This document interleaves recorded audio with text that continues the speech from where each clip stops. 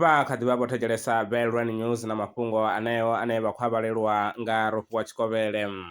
Ri thoma mafhungo ashu nga u lavhelesa ḽine ḽa khou ri vhasedzulusi vha ri vha na nḓivho yo fhelelaho ya nga ḓivhazwakale ya Vhafulani ndi vhathu vha wanalaho vhukovhela vhukati ha dzhango ḽa Afrika.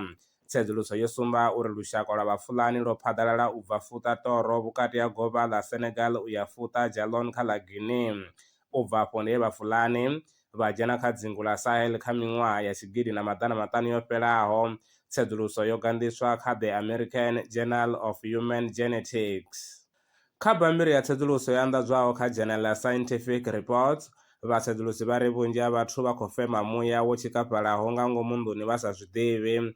Tsedzuluso yo rangwa phanḓa nga University of Birmingham.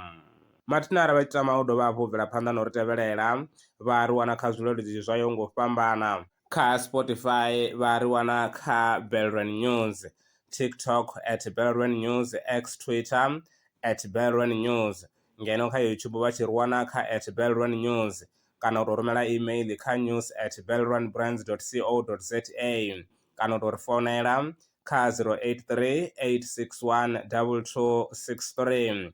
Vha si hangwe arali vha na mafhungo ane vha tama a tshi dovha hafhu wa sala muraho kana wa tevhelela vha tshi nga ri wana kha zwenezwo zwileludzi zwa vhudavhidzani.